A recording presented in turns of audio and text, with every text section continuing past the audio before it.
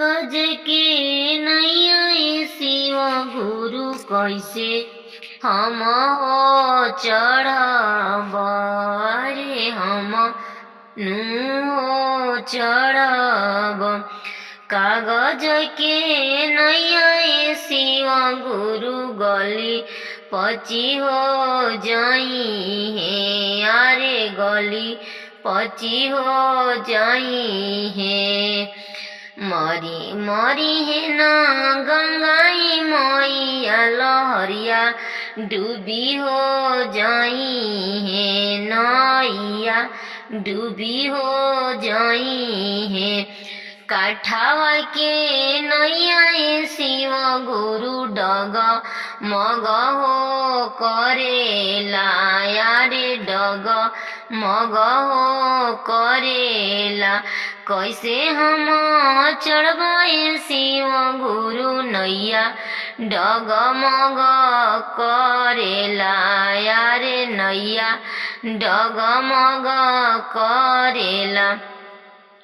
एताना बचनिया शिव गुरु सुन हिना हो पैनी अरे सुन हिना हो पैनी। अरे भेजी दिनी सोने के नैया लहरिया में ना हो डूबी है लहरिया में ना हो डूबी है। सोने के नैया शिशिया तू चढ़ी के हो वही है यारे चढ़ी ये के हो वही है। अरे मरी लहरिया गंगा मैया नाही नैया हो डूबी है यारे नाही नैया हो डूबी है। तू तो शिशिया गुरु जी के हो शिशिया यारे गुरु जी के हो शिशिया।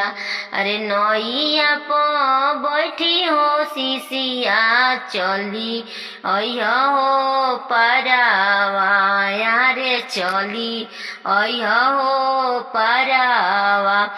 तू तो बनलू ए शिशिया गुरु जी के हो शिशिया यारे गुरु जी के हो शिशिया।